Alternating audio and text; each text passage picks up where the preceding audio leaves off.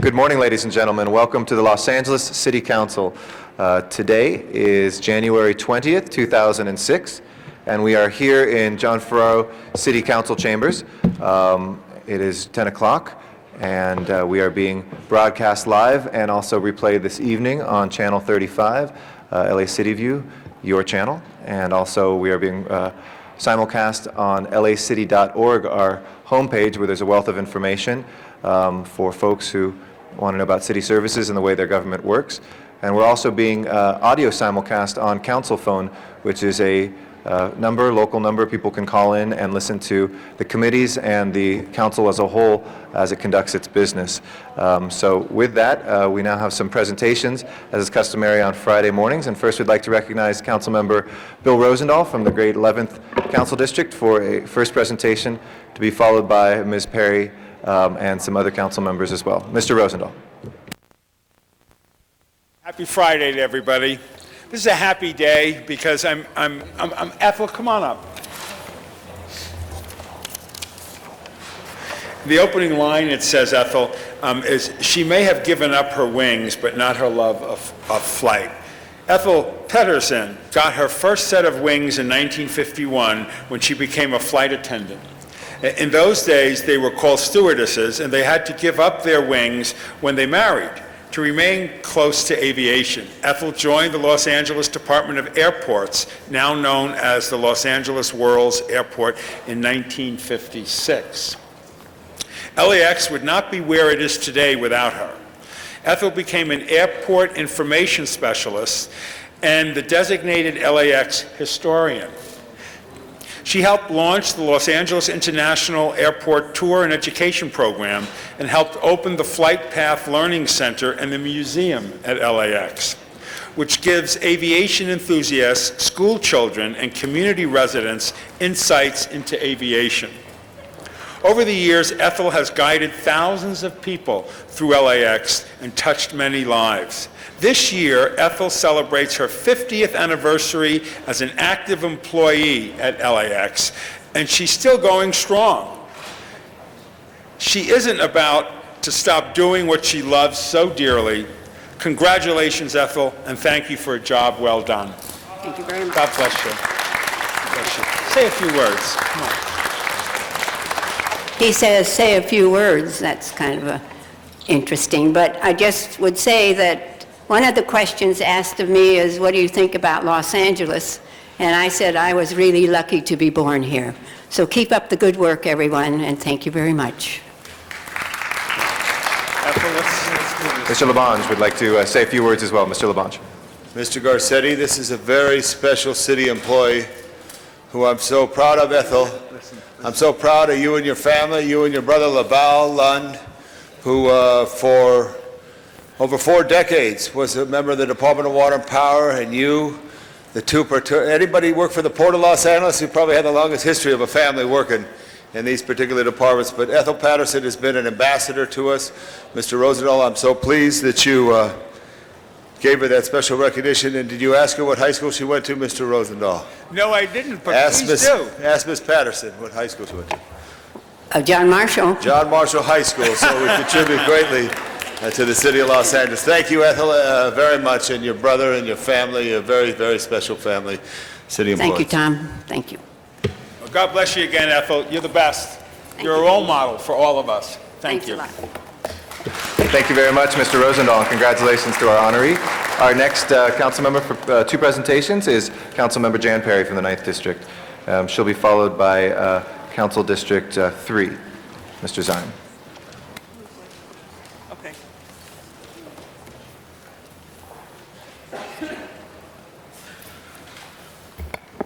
Thank you very much, Mr. President. Just wanted to take a minute to recognize a lady who is a very special person from the Vermont Square neighborhood, and she's a personal friend, and her name is Donzell W. Copeland, and she's joined here today with her daughter Carol Black, who's being shy, but she is the head of the Block Club Association in the Vermont Square area.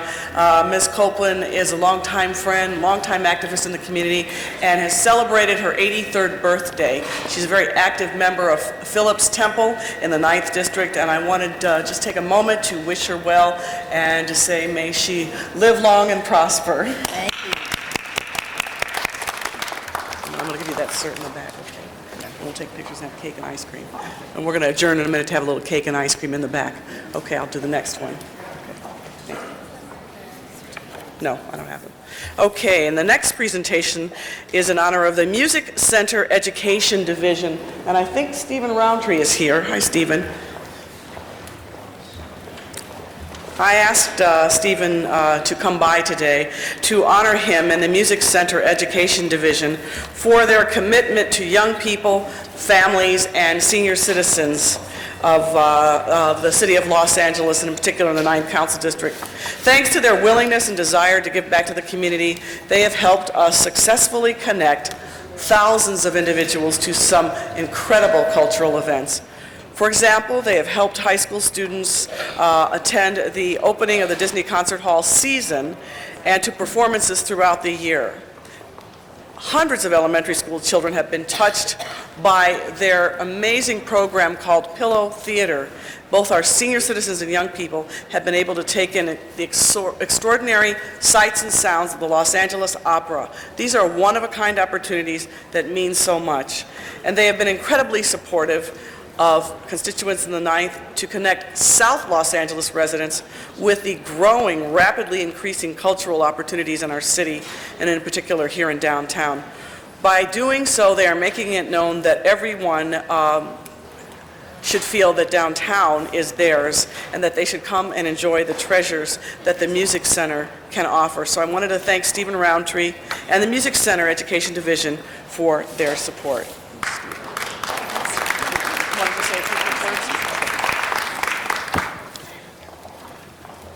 Councilwoman Perry and the City Council, thank you very, very much for this honor and for recognizing the Music Center. Arts education is extremely important in our communities and our schools now, and we appreciate Councilwoman Perry's and her staff's tremendous support of the Music Center and of education downtown and our programs. I also just want to introduce my colleague Linda Jenner, who is from our Education Division and works particularly on community programs in this community.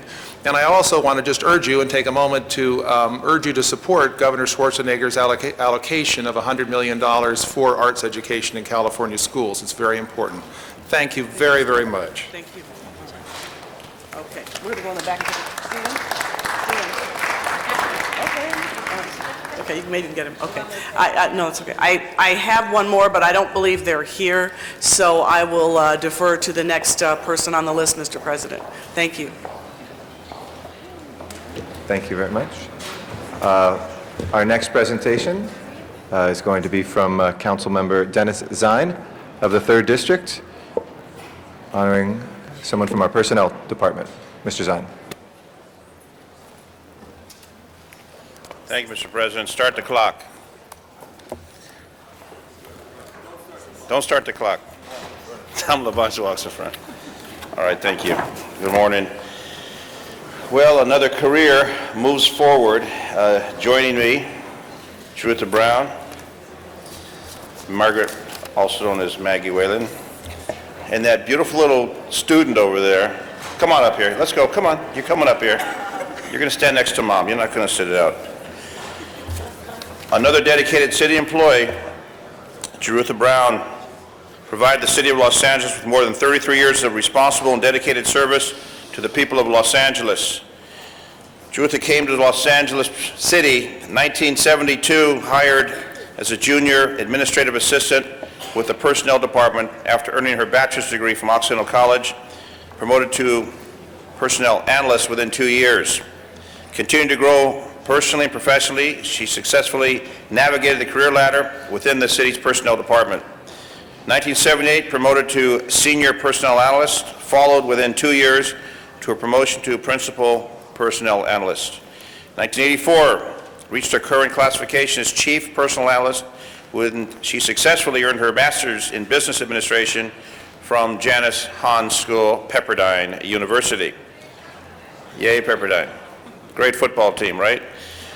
Ms. Brown has excelled in several of the Personnel Department's most demanding assignments, including Examination Division, Police and Fire Selection Division, Workers' Compensation Division, Administrative Services, Classification Division, and the Equal Employment Opportunity and Employment Development Division. Dedication and loyalty to the city service was recognized by Mayor Richard Reardon when Jerutha was selected as the interim general manager of the Personnel Department in 1996. Then Mayor Reardon stated, quote, "I will look to her leadership in maintaining a talented, productive city workforce that reflects the diversity of Los Angeles." Jerutha is the recipient of numerous awards and letters of commendations from supervisors and managers, all highlighting her dedication to her work and the high quality of her output, as well as her participation in a number of professional organizations. She has brought an energetic and creative approach to her leadership style that focuses on recognizing the daily efforts of employees while creating a work environment that always has fun as a part of the equation. Well, you're laughing. That's okay. Fun is okay. Which in turn has always been appreciated by her staff. Are you staff members? You can come on up here too. It's all right. Come on up. Come on up. Let's go, staff members. Under Mayor James Hahn's administration, One Book, One City program, Jerutha spearheaded the inception and coordination of the Personnel Department's book club, which continues today. Her devoted interest and commitment to her daughter, Kiara, is well known.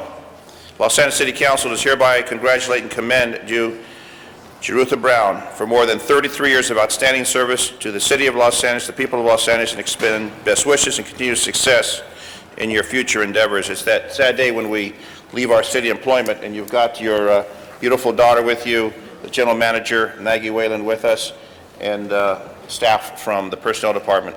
So, Maggie, I know you want to speak, and then Jerutha. Oh, a few years from the general manager?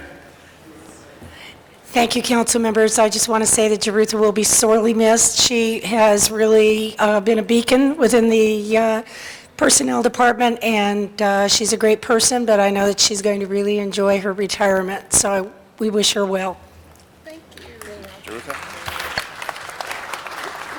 First of all, Councilmember Zine and members of the council, I thank you very much for recognizing me this morning. Been thinking about my retirement, and in 1972, when I came to the city, I came here as the daughter of a 27-year federal civil servant, and I came to government on purpose. I've had a wonderful career, and got a letter from my daughter this morning, and she said, "You're ending your life at City Hall," and I feel like I'm ending my life at City Hall because she grew up in the daycare center and has spent a lot of time in my office, and I assure you, you have not ended your life at City Hall.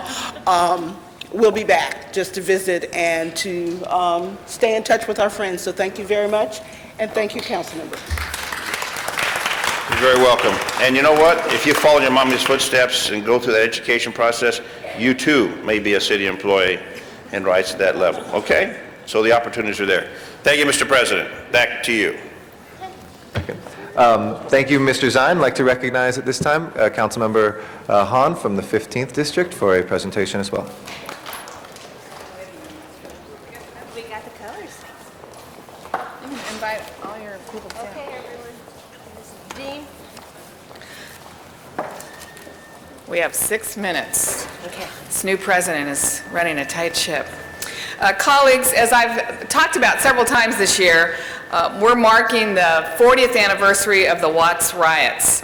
And while numerous stories, reports, books, and films have attempted to document, describe, and explain this event in our history, none has actually recorded the stories directly from those that experienced the riots until now. And I'm very pleased today to be honoring those involved with the project that's called Watts Remembers, an oral history here today. And under the leadership of Ms. Lori Goldman, the people here today have embarked on this year-long project that chronicles the first-hand accounts of those that experienced the riots 40 years ago. and to provide a lasting record for future generations. Beginning last July and continuing through this year, they are interviewing residents, community leaders, elected officials, and others. At this point, 27 interviews have been completed, and they hope to do at least 250 more, including many of you, my colleagues. They would like to interview you and your remembrance of that event. As you're about to see, it provides a first-person perspective of the riots. It captures a part of our history that has, until now, never been documented. My office has been working and doing what we can to help with this project. Lori has worked closely with Tim Watkins and the Watts Labor Community Action Committee, and the film has been funded by contributions from corporations, businesses, and individuals, including Time Warner Cable, Bill and Camilla Cosby, the Alameda Corridor, BNSF, the Los Angeles Area Chamber of Commerce, and others. A few of the proud sponsors are here this morning. Do we have Dean's? Okay, Dean Leavenworth from Time Warner, and is LaDonna Camilla here from BNSF is here. And I really want to thank you both for being a part of this project. Now it's my pleasure, colleagues, if you'll turn your attention to the screen, we are going to present a brief clip from Watts Remembers, an oral history. It was hot that summer, and people were just fed up, you know, the frustration of being black, particularly in certain segments of the community. The word was coming that it's going to be a riot. And there would be people flying like 60 miles an hour, and somebody would take a trash can. And so my dad's car was pelted with the brick, went right through his windshield, hit him. Finally, the blacks had broken through. We're going to take over the city. This is going to become an all-black city, and it's jubilation time. Our focus was to get more weapons and guns. We were not satisfied with bricks and bottles. And then all hell broke loose. I saw all of the burning and people going down the streets with couches on their heads. Things were burning up and down on each side of Broadway. To see all of that destroyed, you know, it's, I don't think you ever get over it. By the time they got there, the front of the building had collapsed, killing our first fireman. And to stand on the rooftop of Queen of Angels Hospital and look out over the city of Los Angeles and see a section of that city on fire, like a war.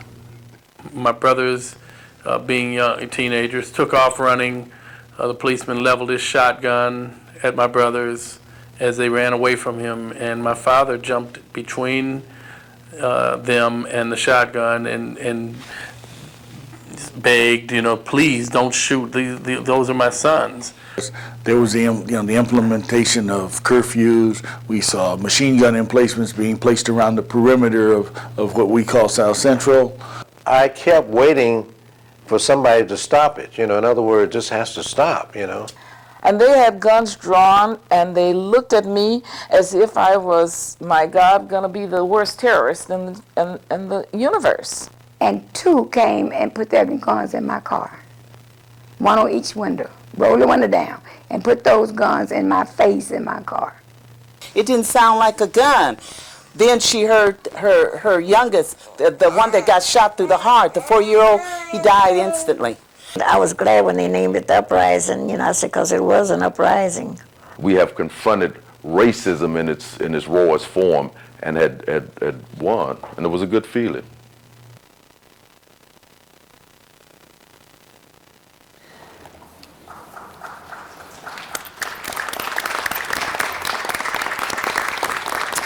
Thank you, and now it's my pleasure to present the Certificate of Appreciation to Lori Goldman and to Watts Remember Oral History on behalf of the City of Los Angeles. I won't read it all because our time is ticking. I want you to say a few words. But as you can see, colleagues, this is an important piece of work. While we remember, we can never forget. and more importantly, hopefully this will allow us to move into the future and make sure that the changes are made to prevent something like this from ever happening again. Lori, would you like to say a few words? I would. And here you go. Thanks, James. Thank you. I'd first like to thank my team who's all here, Suzanne, Michael, Myron. Oh, where's it? Oh, it's like the Oscars now, Councilman. Johnny and Greg. going. Janice, your unwavering faith in this project really helped us get this going. It's an important historical and educational project, and your staff has been wonderful. I'd like to thank our sponsors again, Time Warner, the Los Angeles Cable Operators Association, Bill and Camilla Cosby, Burlington Northern Santa Fe, Alameda Corridor, and the Los Angeles Area Chamber of Commerce, because they believed in us early on, and their commitment, enthusiasm, and money gave life to our first 27 interviews. And I also have to thank Timothy Watkins and Watts Labor Community Action Committee, because they've collaborated with us and they've gave us the space to film the interviews. And most important, the project team gives our heartfelt thanks to the outstanding individuals of the Watts community, many of who are with us today. Those that I have met have educated me, enlightened me, and touched my heart. And they are the angels of our City of Angels. Now, what you saw today was just a mere 2 minutes of 15 hours. We've completed 27 interviews that document compelling first-hand accounts from African American and Latino residents. And the stories they reveal are new and different. And they illuminate a part of our city's history that has remained in the dark. We have 250 more interviews to complete in Watts and South Los Angeles, and I hope I'll have the support of Council Members Wesson, Parks, and Perry when we come into your districts. You will. And I also hope all of you will make yourself available so we can interview you. I'll be very brief. When the project is completed this summer, all the DVDs will be housed at WLCAC. Each unedited interview will be about 30 minutes in length. It'll be cataloged, archived, and available for viewing. And as a gift from the Watts Remembers team, I have a copy of the full DVD for each of you. On behalf of all of us, we thank you for this recognition. Thank you, and I have certificates for your team members, which we'll present in the back. Thank you for your indulgence. Thank you Mr. very President. much, Ms. Hahn, and congratulations for this extraordinary work. We really appreciate it. Thanks, Nice to see you. Next, we'd like to recognize Councilmember Tom Labange from the 4th District, and as he's going up there, we'd also like to recognize Tom's daughter, Mary Kate Labange, who just won her election as section rep at her school. Congratulations on that as well. Thank you very much, Mr. President. Thank you very much for recognition of Mary Catherine, but I'd like to ask Roy Disney to come on up, and everybody from Toluca Lake to come on up right now. As you know, this is the 50th anniversary of Disneyland, and Walt Disney came out on that train, that Santa Fe train, across the great United States and landed in Los Angeles and ended up on his Vermont and Kingswell, right there at his uncle's house, and formed Disney Studios and later on envisioned Disneyland. But Roy Disney had never been to City Hall. Give Roy Disney a big hand right here, grandson. Okay. But Roy is also providing special magic. Come on up, folks. You all took a shower this morning. Roy is also providing special magic today because he invited someone very special to us all. Today is Richard Bogie Day in the 4th District. All these people around me here gathered love this man because this man took over the Toluca Lake Chamber of Commerce as its president and worked for over 2 years tirelessly to revitalize, improve, and focus on what can be done to improve its activities in the community, to improve its activities as an advocate for good business and good neighborhood business. He was part of the chamber for a number of years as its director and then took the role as president 2 years ago. He's been a leading voice in the San Fernando Valley, a leading voice in the East Valley, in the North Hollywood Universal City area, as a leading voice from Toluca Lake.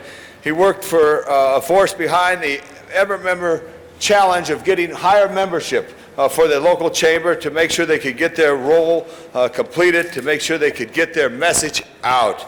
He has meant many successful things, but the thing I like the best is they had a simple pancake breakfast, members, at Fire Station 86 on Vineland, and would raise several thousands of dollars to go to improve Fire Station 86 right there on Vineland Avenue as Adopt a Fire Station program. He's been very active in the Neighborhood Council, the Tree Coalition, which is planting several hundreds of trees throughout Toluca Lake in the North Hollywood area.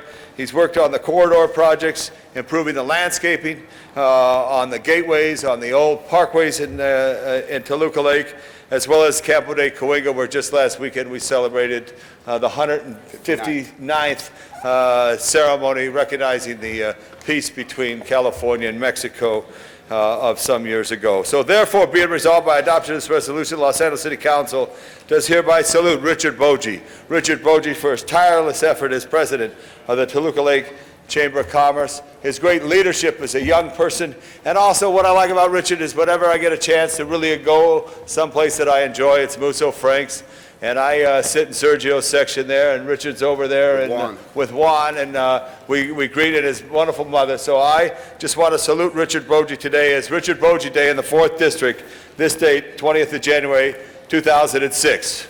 Clap, there we go there. Good job. Good job. Roy, you want to speak? Roy, come on and speak.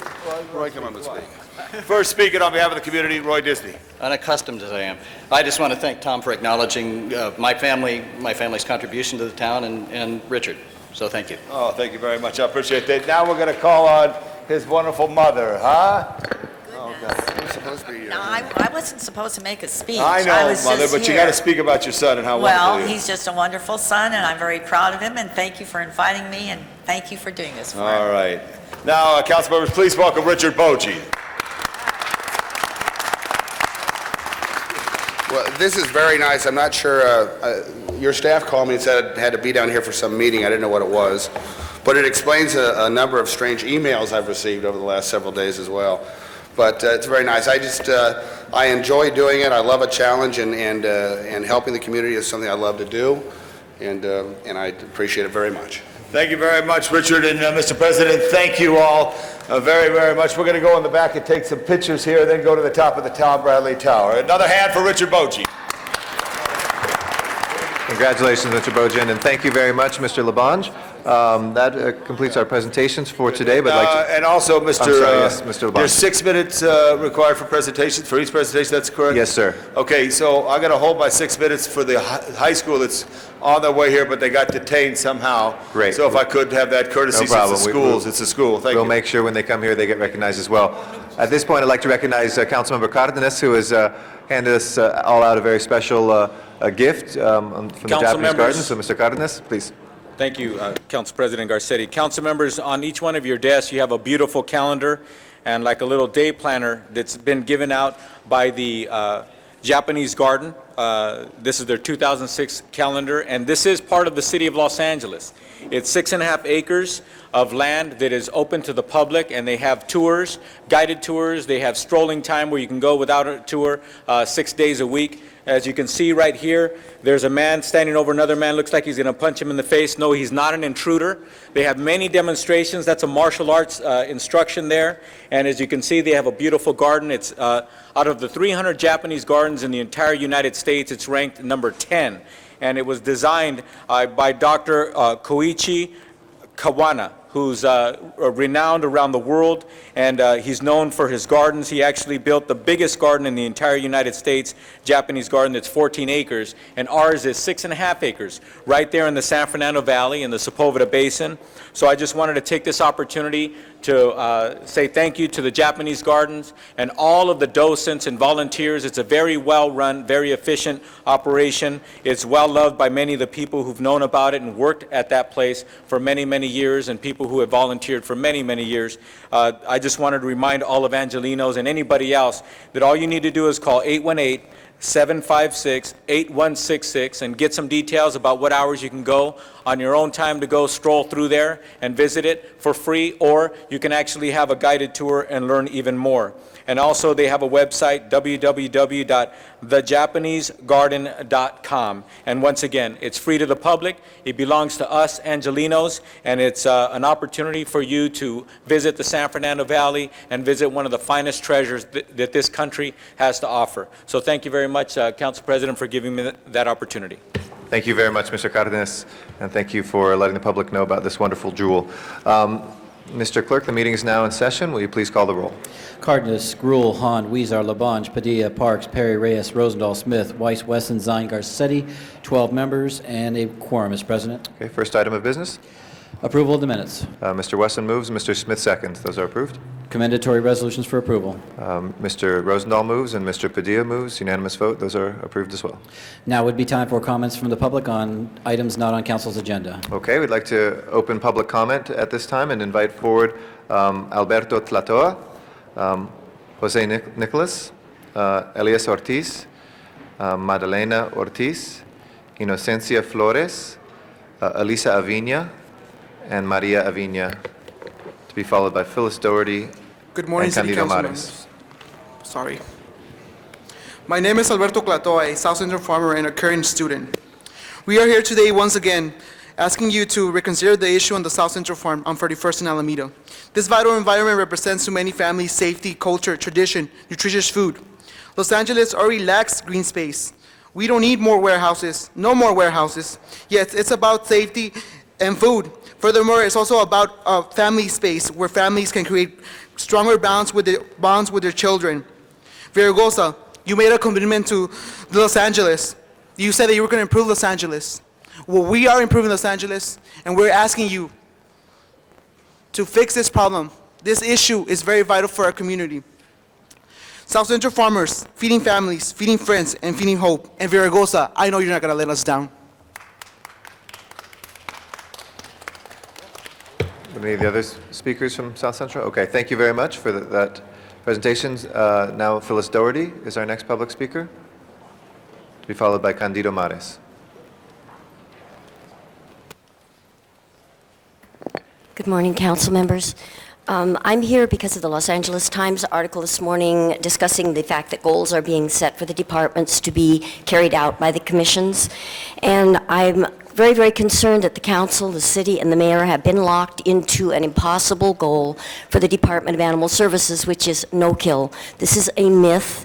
It is an elusive dream that has failed in every major city. Of course, we want better conditions in our shelters and for the animals by spay-neuter, increased adoptions, but mainly for public responsibility for their pets. As long as we are trying to pursue something that we cannot reach, we are all doomed to failure. Los Angeles is already close to the bottom of the no-kill list for the large cities in California, actually in the United States. I want to remind you what happens when we ignore the fact that we are working with animals. This is a situation that occurred in our Los Angeles City shelter to our employees. This can also happen to the public. We're dealing with a dangerous situation. In order to meet this goal, the Commission is passing policies that will affect all of us. Councilman Cardenas developed an anti-cruelty task force, and yet the anti-cruelty task force did not respond to a situation of 20 cats in the valley. The SPCA did. As long as the Commission is passing policies that will allow unlimited animals throughout the city, unlimited cats will be passed shortly. You may be living next door to 100 cats. We have disbanded the SEU unit. We are no longer picking up the dog packs in the street. This is to keep them out of the shelter with the presumption that if they don't go into the shelter, they cannot be killed, and therefore we will lower our kill rate. This is a false assumption, and it's dangerous to the community, it's dangerous to the people, and it's dangerous to the animals. Thank you, Ms. Doherty. Our next speaker is Candido Mares. Good morning, Mr. President, council members. The era of Garcetti has truly arrived. Last week, because of the 15 years that I've been here, I'm used to getting here, the meeting starting at 20 after 30. Mr. Garcetti, if you say it's 10:05, we're going to start those meetings at that time, and I appreciate that. But someone who's been around here for 15 years, it's going to take me a little while to make those adjustments. I would just ask that for those first-time visitors that come here, that if they're late, that you give a second opportunity for public speaking. But again, we appreciate the timeliness. Thank you, and thank you for the kind words. It's the accomplishment of every member around the City Council horseshoe, and I thank all of them as well. That closes our public comment. Mr. Clerk, if we can proceed with the next item on the agenda. Mr. President, before beginning the agenda, there has been a request to continue item 17 to Wednesday, January 25th. Okay, is there any objection to that, colleagues? If not, that's a unanimous vote, and that will be continued. On the regular agenda, items 1 through 5 are street lighting district items, notice for public hearing.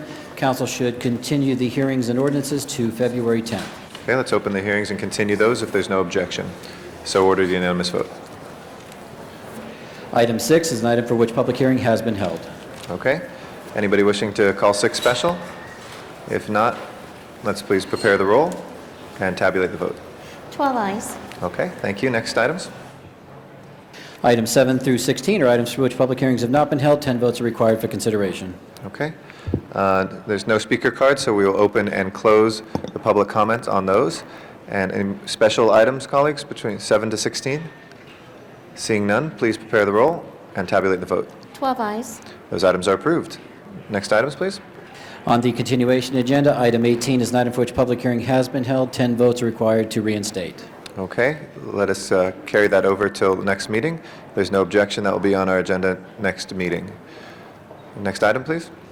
That would take care of all the items on the regular agenda. Do you wish to recess this meeting and go into the Yes. special meeting? Yes, please. Let's recess the regular meeting, and please call the roll for our special meeting. Cardenas, Gruel, Han, Weezer, Labange, Padilla, Parks, Perry, Reyes, Rosendahl, Smith, Weiss, Wesson, Zine, Garcetti, 12 members present and a quorum, Mr. President. Okay, this meeting is now in session. First items, please. Items 1 and 2 are items for which public hearings have been held. Okay. Anybody wishing to call either of those special? Seeing none, please prepare the roll and tabulate the vote. 12 ayes. Those are approved. Next items. Items 3 through 6 are items for which public hearings have not been held. 10 votes are required for consideration. Items 3 and 4 are commission appointments. Do you wish to hold those on the desk or take those up now? Yes, let's hold those on the desk. Then that would leave you with items 4 and 5. Okay. Anybody wishing to call 4 or 5 special? If not, please prepare the roll and tabulate the vote. 12 ayes. Those are approved. Next items. Then that would leave you with the 2 commission appointments. Okay, let's bring the commissioners forward, if we may. And while we're doing that, I'd like to invite Sylvia Hawkins, who has a card in for item number 3, to come forward and give her 2 minutes of testimony. If I can ask the commissioners to please step forward to the table. And this Thank is you. the appointment of Ms. Ana Cubas and Mr. Dennis Hernandez to the Board of Information Technology Commissioners. Thank you. We'll take our public comment on item number 3 first. Ms. Hawkins, the microphone is yours. Yes. Good morning. My name is Ms. Sylvia Hawkins. On item number 3, we must be aware until churches and states are together as one with the United States of America government, we must keep in tab and recording, dealing with technology of all churches and buildings, business trades that is going out of United States of America, back to Africa and Muhammad land. These council members are also working for these churches on all agendas that is passed on the panel by getting of federal, city, and state money 50% of each item passed on the agenda. Over 30% is giving back to the local church leaders that is getting ready to bomb the United States of America with their fake bishops, prime ministers, priests, and others. Let's not give them or these council members the 50% to support their local church. Thank you very much. Thank you very much, Ms. Hawkins. I'd like to recognize first Mr. Padilla for a few questions. Mr. Padilla, comments. Thank you, Mr. Chair. No questions this morning. Just a couple of comments rising in support of both of the commission nominees before us, but in particular, Ms. Ana Cubas, former staff member of mine. And so I can tell you, colleagues, she is uniquely qualified to serve in this capacity as a commissioner. She was a staff person of mine for my first 2 years on the council while I chaired the ITGS committee. And so we both jumped in with both feet in the policy arena when it came to information technology needs for the city, but ambitions for the city, whether it was our fiber optic network citywide, a future and a vision for our 311 system, addressing the digital divide in numerous communities throughout the city of Los Angeles.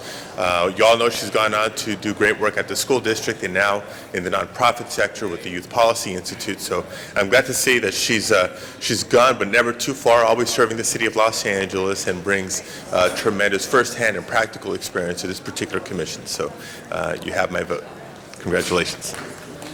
Thank you, Ms. Hahn, to be followed by Mr. Rosendahl. Thank you, Mr. President.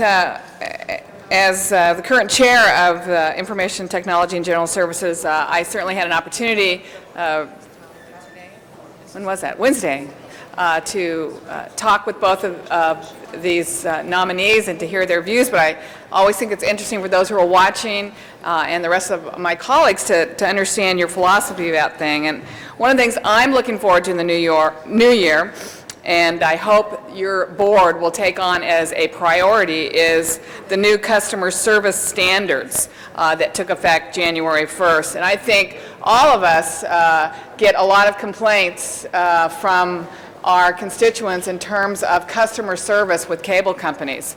We had some recent incidences, everything from Desperate Housewives being aired in Spanish to the preemption of Lost. I mean, some things like this really throw a person, and especially when they've waited all day for that program.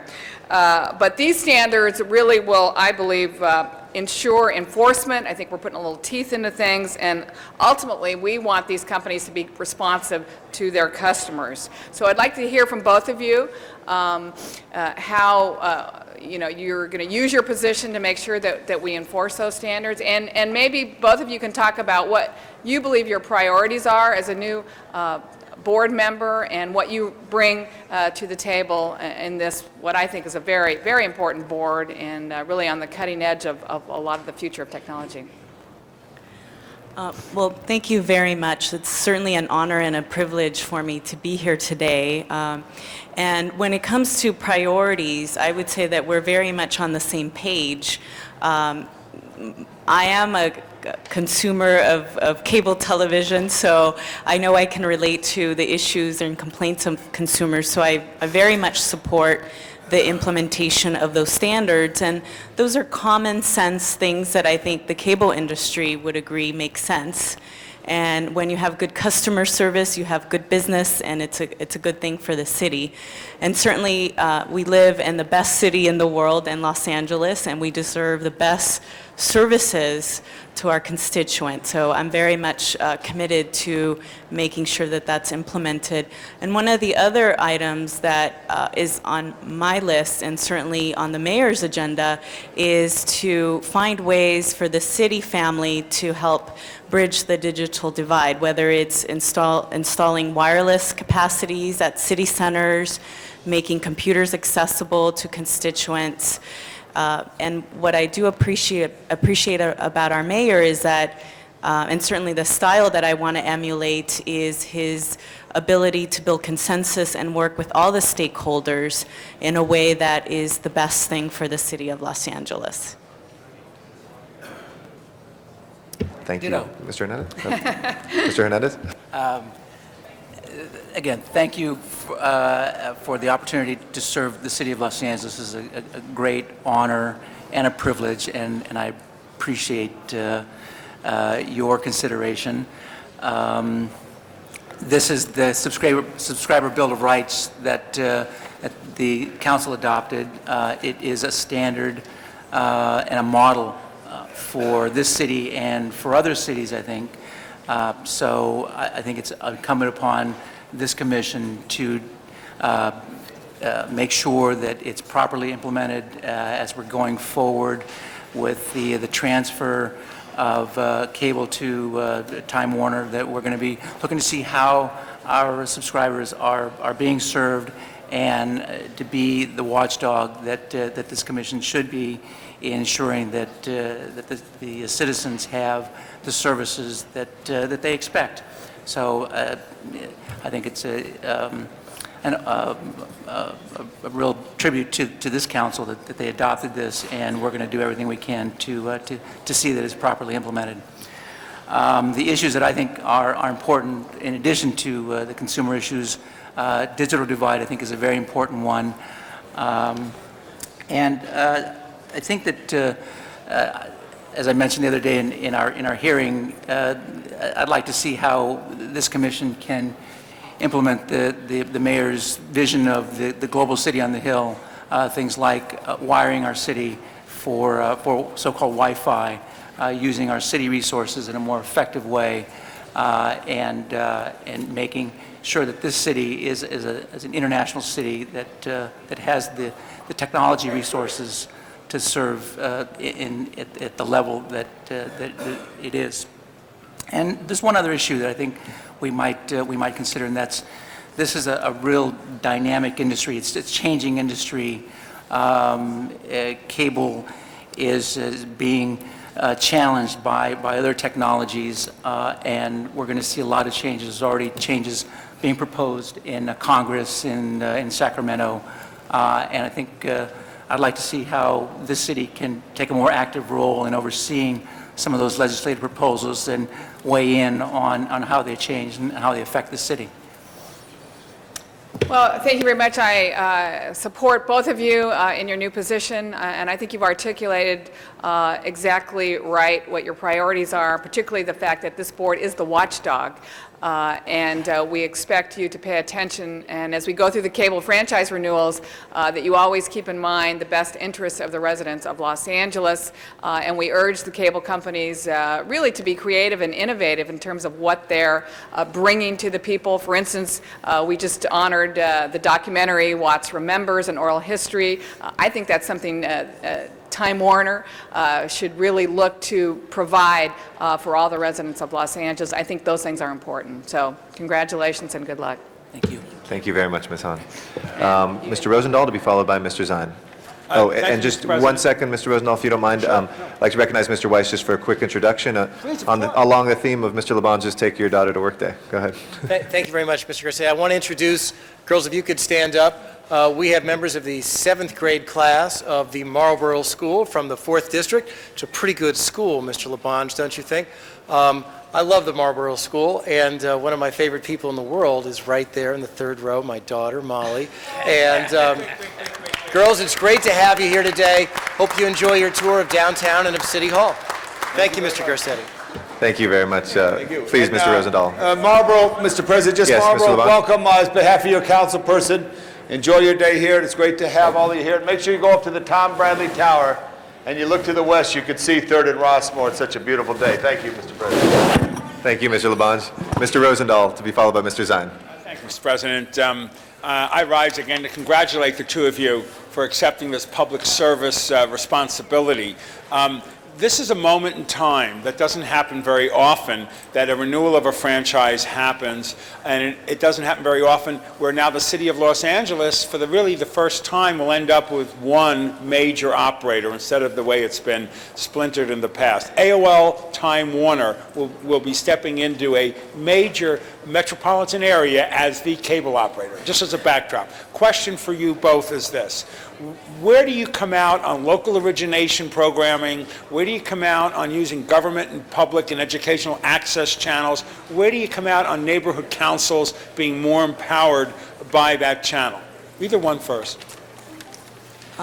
Well, certainly I'm very committed to public access of the airwaves, and you certainly set the standard for the type of programming that is what the city of Los Angeles needs and deserves.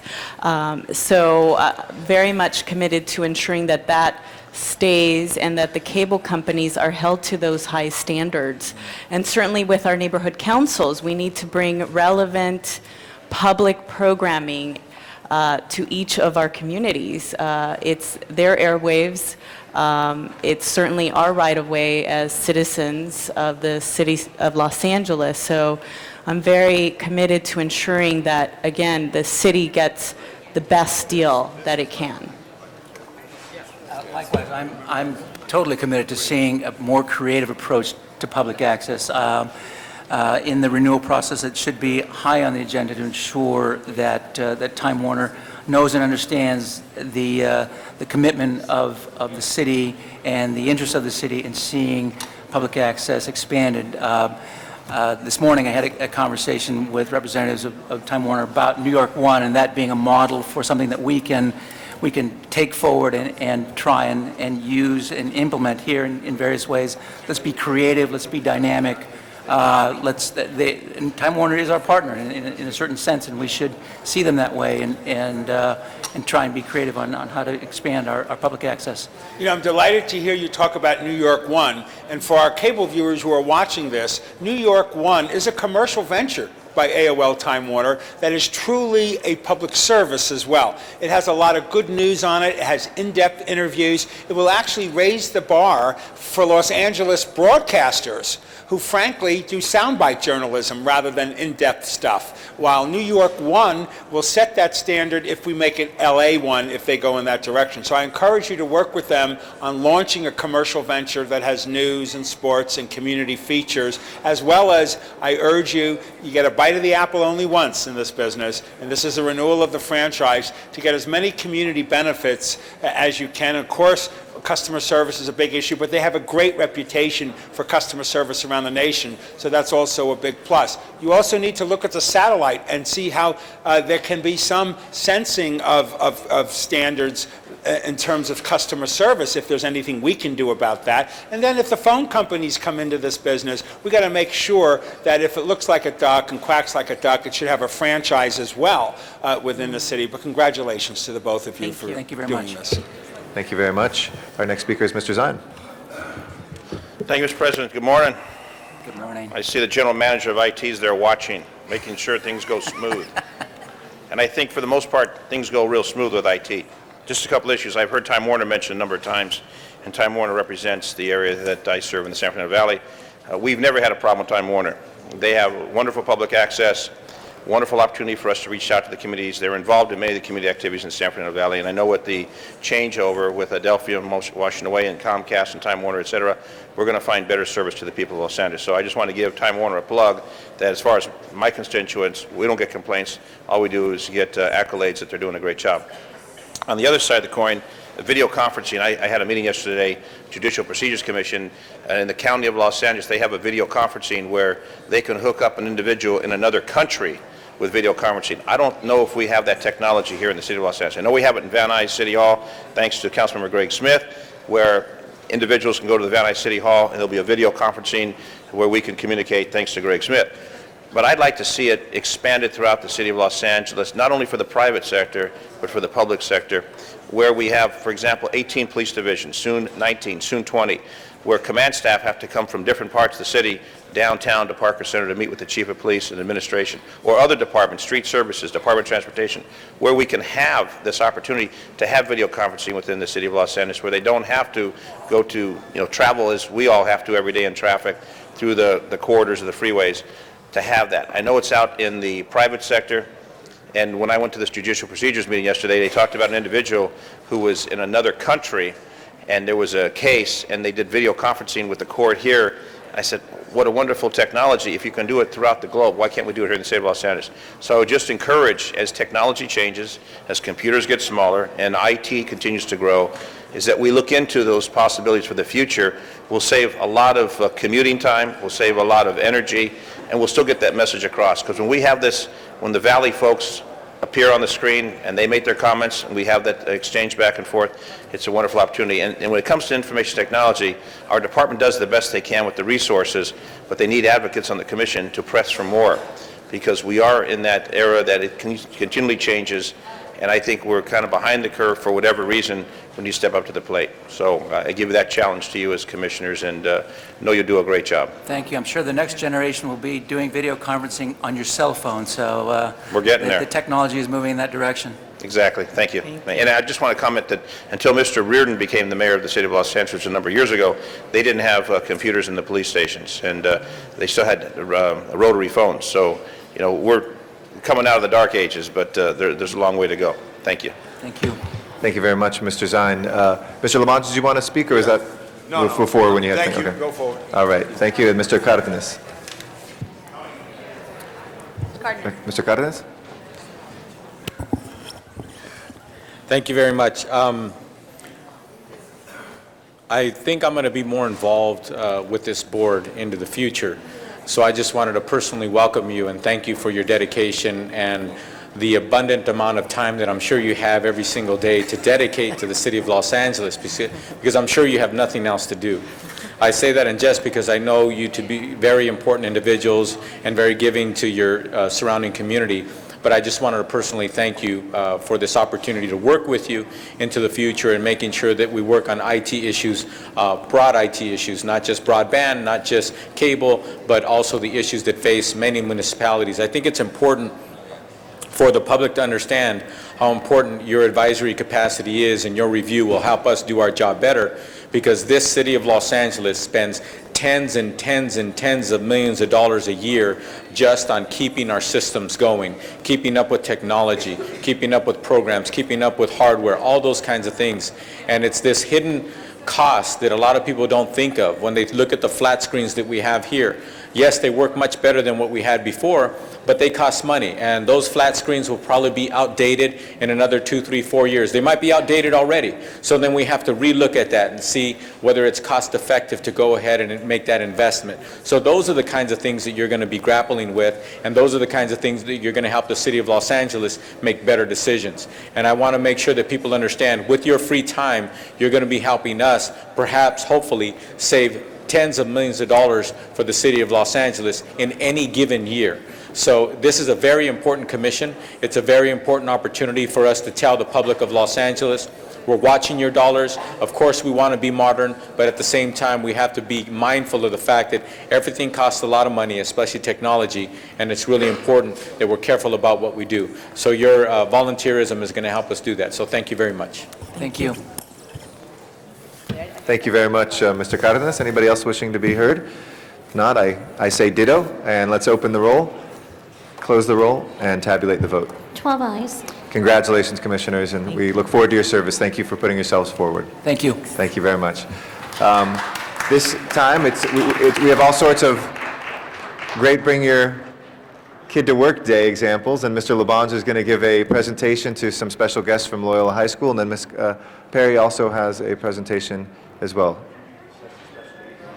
Yes, and just before that, we're just going to recess the special meeting and return to the regular meeting for those presentations.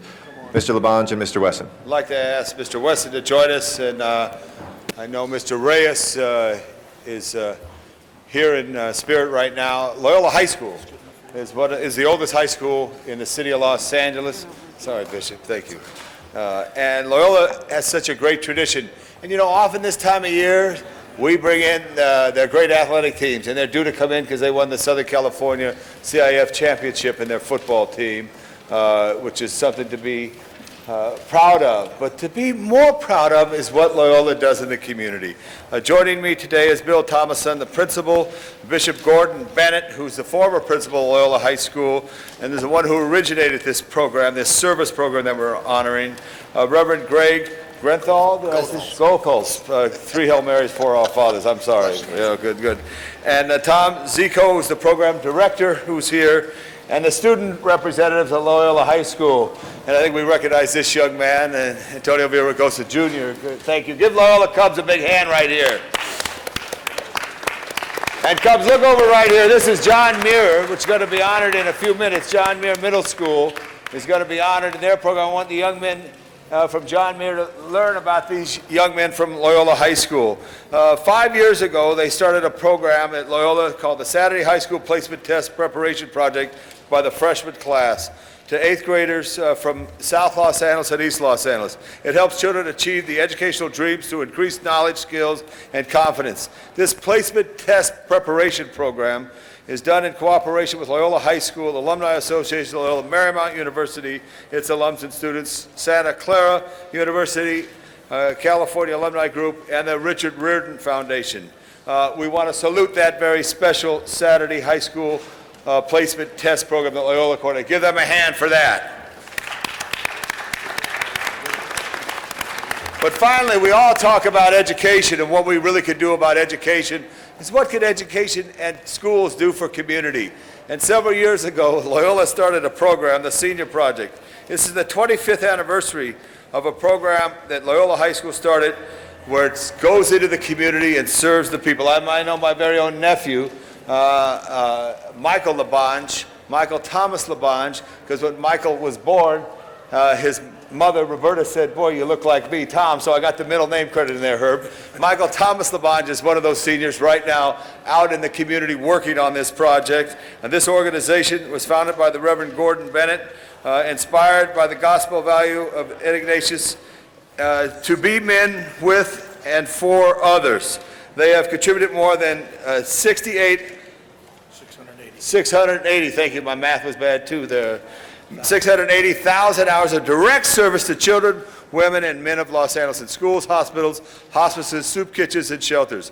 Since 1981, over 8,000 Loyola seniors have graduated successfully from this program. 8,000 high school seniors from this one city high school, a private high school, a Catholic boys high school, has made a difference. And can we duplicate that in our own public high schools? We certainly should. We're here today to honor Loyola High School and their senior project. First, I'm going to ask Herb Wesson, who knows of this program very intimately, because one of his great sons went to Loyola High School. Please welcome Councilmember Herb Wesson.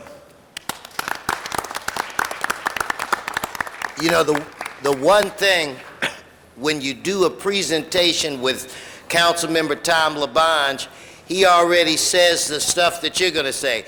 You weren't supposed, I was supposed to tell them that I had a son that went to Loyola High School, not you. No, he's a good friend, and I really appreciate, Tom, you allowing me to say a few words at this time. In the year 2005, as a parent, I had a dilemma in my life. It was my youngest son was ready to go to high school and I didn't know where to send him. It was a discussion that I had with Bishop Bennett, who's to my left, that convinced me that Loyola was the school for my son. He indicated to me that if you send us a boy, we'll send you back a man. And that is exactly what happened. I want to commend you, Bishop, who was one of the smartest students, I think, to ever go to Loyola. He was the president at the time when my son went there. He set a very high bar, but as I look as the young men behind me, I can see that you got a lot of competition, and maybe one of these young men behind us will achieve the academic success that you achieved. I'm proud that my son is a Cub. I'm proud that he graduated. Now, as a dad, he was a football player, so for me it was about him playing on the team. It was Bishop Bennett that said, well, I think his education is a tad more important than him playing football, even though he was one heck of a running back and defensive back. I had an opportunity a few years after that to have a discussion with a colleague of mine in the State Assembly. He was the Speaker of the California State Assembly. His name was Antonio Villaraigosa. And I said, you know, when little Antonio gets high school age, this is the school where he should go. And I'm proud of him. He's doing good work. I hear that you run track or used to run track cross country. And I also want the members to know that former council member Mark Ridley Thomas's sons are graduates of this fine high school. And where it relates to the community service work, to the principal and everybody, I just want to say they don't do this just because it looks good. They are committed to this. They have been doing it before it was fashionable. So again, I'm just glad that I could come in, speak a few words, and honor a high school that means a lot to this city, myself, and my family. Thank you very much, Thank you, Herb. Mr. Very well Labange. said. Bishop Bennett, thank you all the way. The great Bishop Bennett, former principal at Loyola. I just want to thank you very much from my heart for this salute to Loyola High School. It certainly is a broader program than one person, and I hope that it continues over time to continue to serve the city of Los Angeles. Good. Thank you very much, Bishop. Bill Thomason, the principal of Loyola High School today. Thank you. I'd just like to thank the entire City Council, and especially Councilmen Labange and Wesson, for honoring us for this part of the education that we offer our students at Loyola. We think it's extremely integral to make sure that our students have a well-rounded education, and we're very proud of the amount of hours that they spent serving the community directly, and we intend to continue to do that in the future. Thank you very much. Thank you all very much. Okay. And we appreciate Loyola being here. And Play with me here, one of the great students, young students at Loyola High School, Antonio Villaraigosa Jr. is going to speak on behalf of the class. welcome to our chambers. We're pleased to have you here.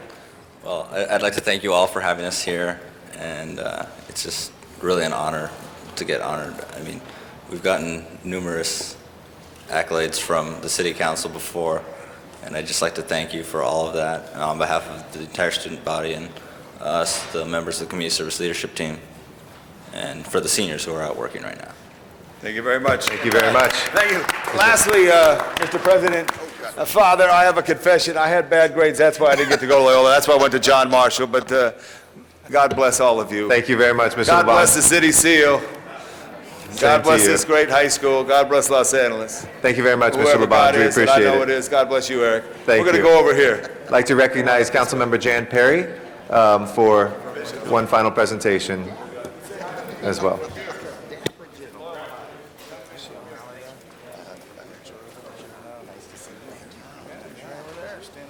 I didn't know you guys were coming. This was a great surprise. Yeah. We're thrilled to be How are you? Hello, you all look very nice. Thank you. You look very impressive. Where's your principal? Okay. Okay, principal, come on up here. Mr. Kleiner.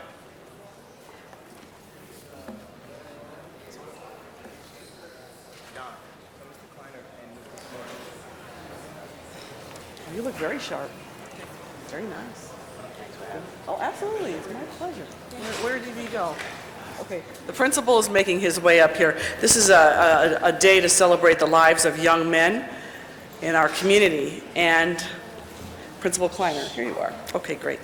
It's an honor to have the Time Foundation here today to honor them for their Boys to Men program at John Muir. The mission of the Time Foundation is to develop positive young male leaders and mentors to prevent the rise in gang affiliation, juvenile crime, and high dropout rates. Through their Boys to Men enrichment program, they offer tutoring, extracurricular activities, and counseling with the intention of fostering respect for education and confidence.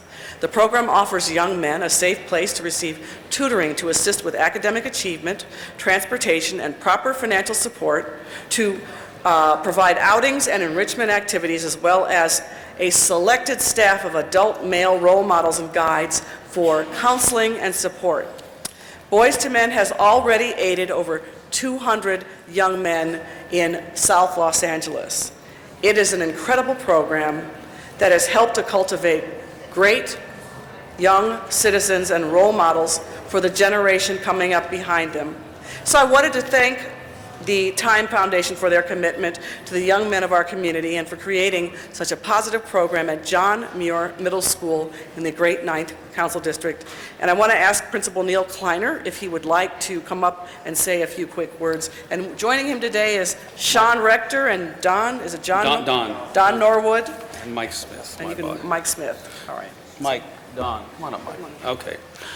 Thank you very much, Council, and especially Councilwoman Jan Perry and her great educational assistant, Ms. Pamela Huntoon. Since I've been principal at John Muir for nearly 5 years, we have received great support from the Councilwoman, and I am in her debt. As far as our program, I want to thank the support I get from my boss and from Local District 7, Mike Smith. But I'm going to let you hear from the two men in charge. They have done a tremendous amount of good for the young men at John Muir Middle School. And I see you other city council persons sitting here. I think you need to have a program like this in all your district schools. It makes a difference to our young men. I turn them loose. It's all their program. I am in their debt. I would like you to hear from the two men that make it this all possible, Mr. Sean Rector and Mr. Don Norwood. Thank you.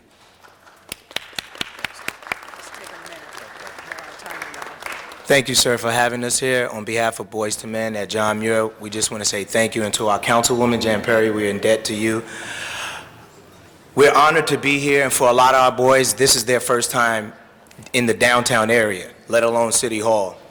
A lot of our boys are in danger. One of our boys just experienced a death yesterday, and we're grieving, but we're here and we're happy.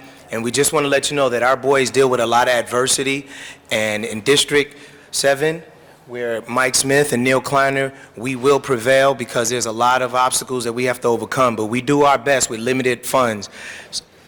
And so with that said, I pray that God bless all you guys, and thank you for having us here. Thank you. Once again, we'd like to thank you for the opportunity of being here, being able to bring attention to these young boys who have decided to make change in their lives and take advantage of opportunities that have been given to them. They're very limited in their area in South Central Los Angeles, now called South Los Angeles, in the type of lifestyles they're able to live.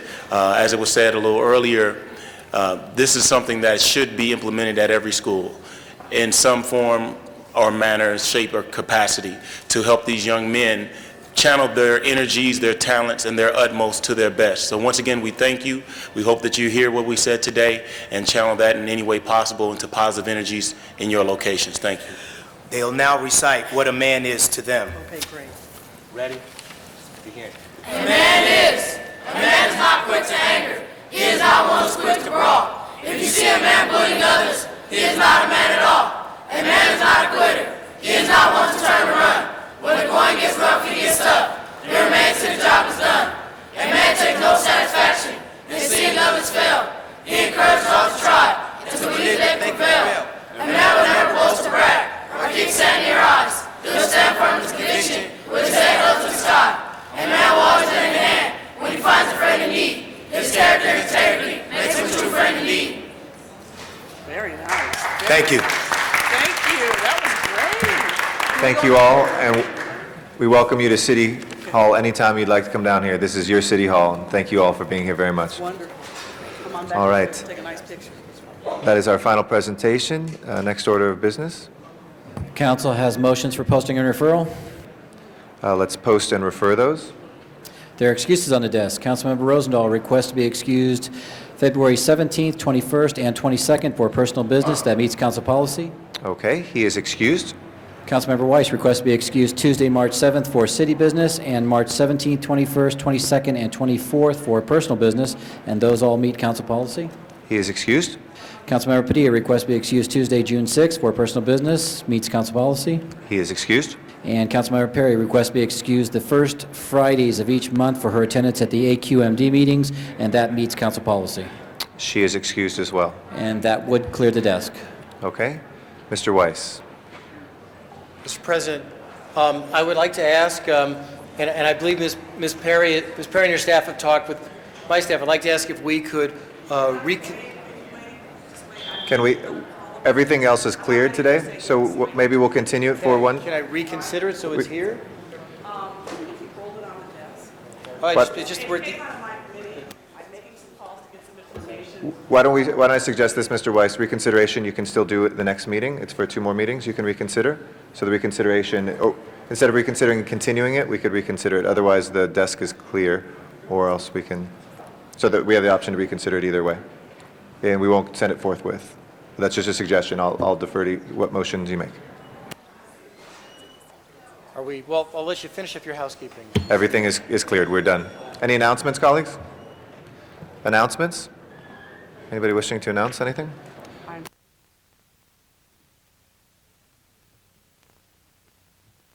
Okay. All right. If there's no motion, we still can reconsider on Tuesday. Otherwise, we're clear and there are no announcements, so we'll move to adjourning motions. Okay. Can I please ask everybody to rise in council chambers for adjourning motions?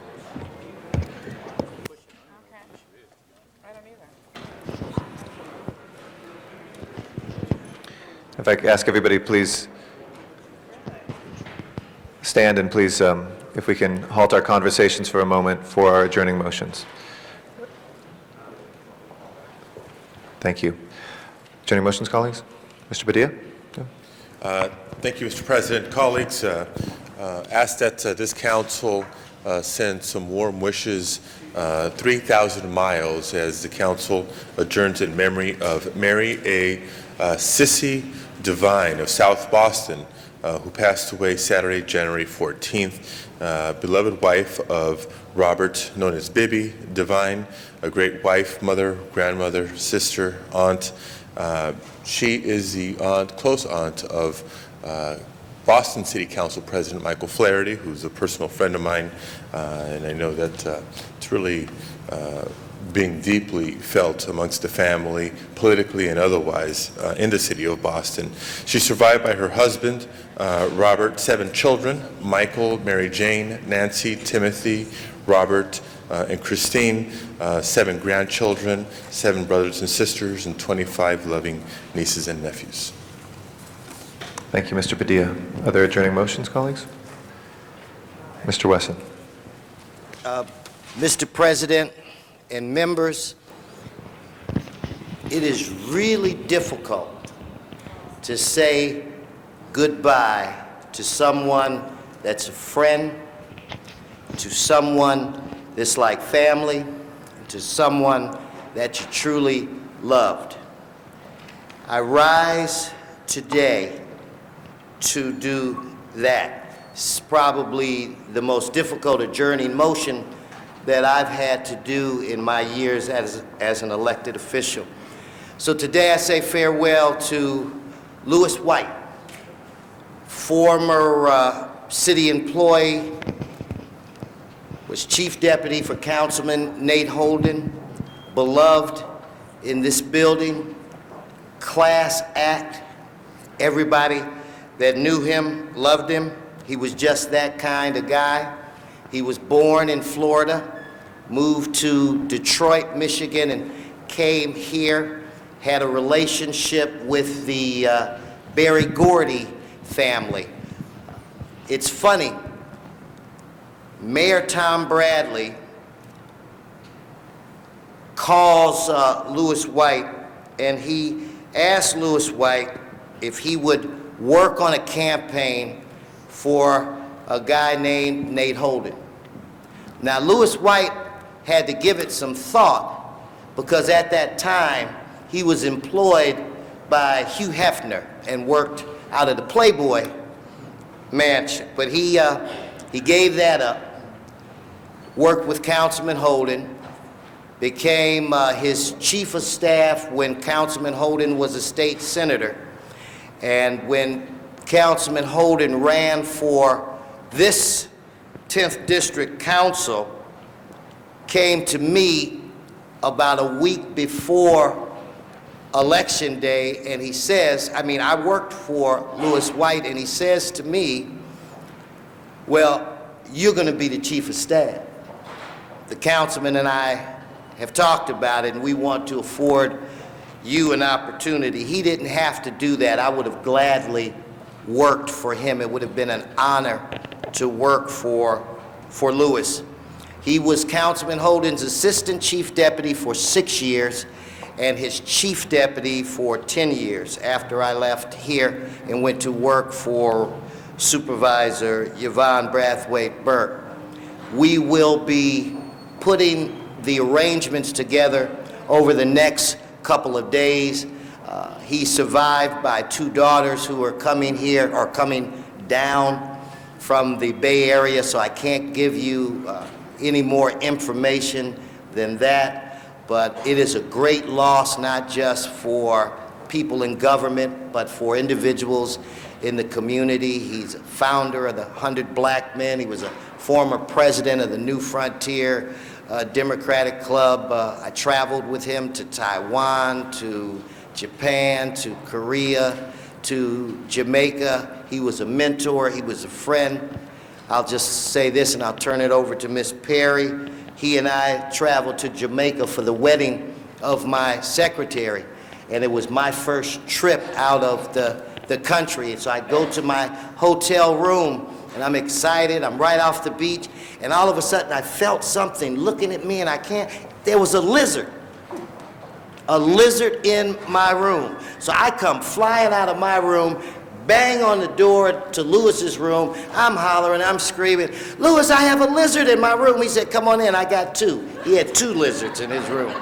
So anyway, as soon as I heard of his passing, I've been, taking a trip down memory lane where it relates to him, and I'm sure I'll continue to do that for the next several days, weeks, months, I don't know, but he's a good friend.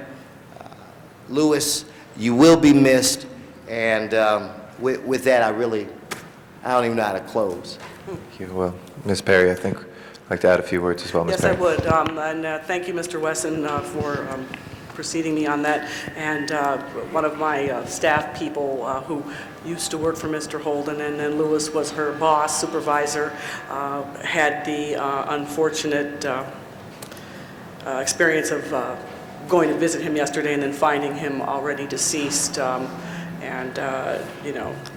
sure it's a moment from which she will have to have a long time to recover. I knew Louis for quite a while. I met him in the mid-'80s, and I can remember how charming he was and how funny he was. And he was so funny. The first time I met him, I came in to yell at him about a street widening that I wanted to oppose. And I was already cranked up when I came into the office. I was just active in community, still working in the private sector at the time. And I think I might have gone on for 20 minutes about why he shouldn't do it.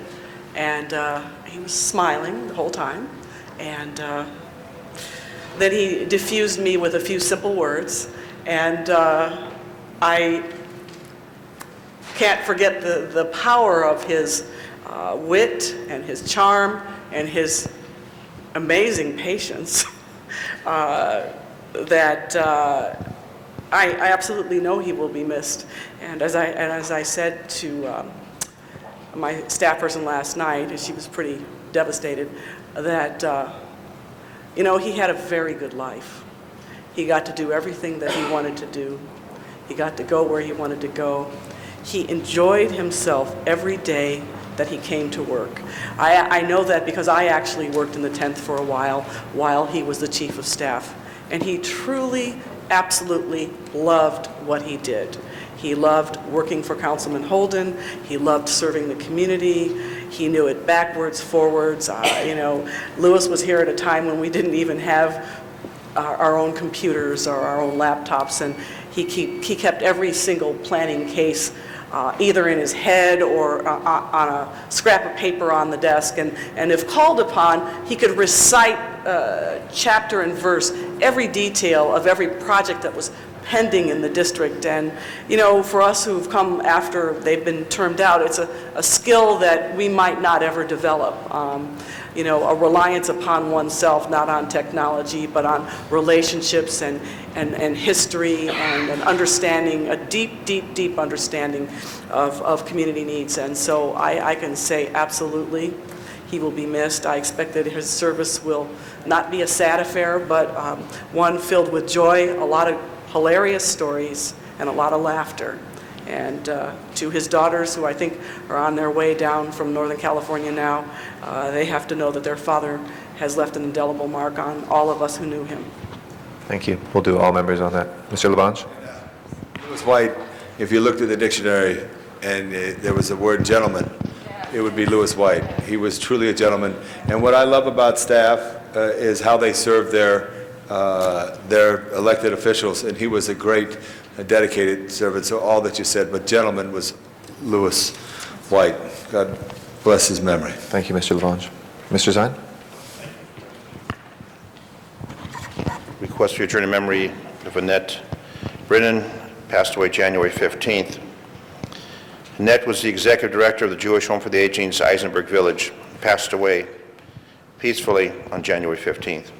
She had been the administrator and executive director of the Eisenberg campus of Jewish Home for more than 6 years, very instrumental in the smooth opening of the Goldenberg Ziman Special Care Building on the Eisenberg Village campus.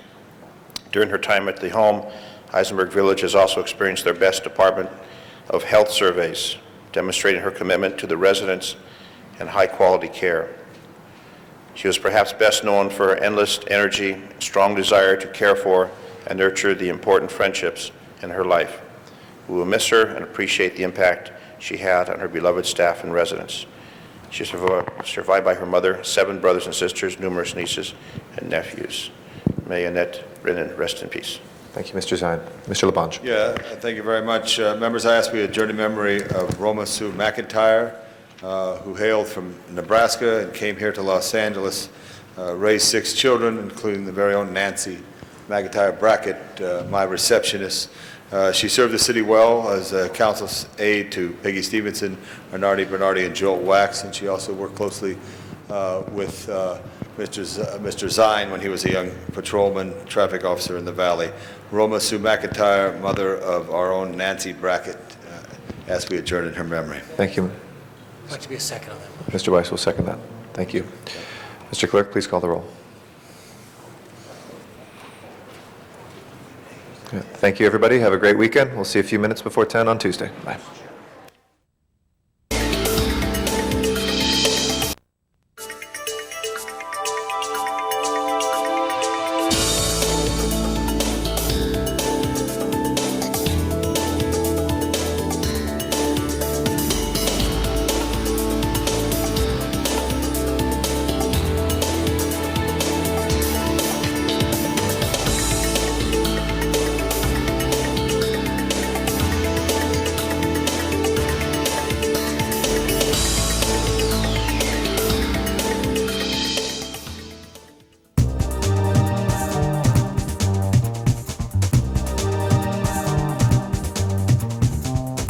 You're watching LA City View, Channel 35.